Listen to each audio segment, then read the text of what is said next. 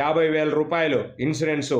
అదేవిధంగా యాక్సిడెంట్ అయ్యి ఆ వ్యక్తి మరణిస్తే గిన ఆ యొక్క కుటుంబానికి జనసేన పార్టీ తరపున బలాన్ని నింపేటందుకు, భరోసాని నింపేటందుకు 5,00,000 ఆ యొక్క కుటుంబానికి జనసేన పార్టీ అందిస్తుంది.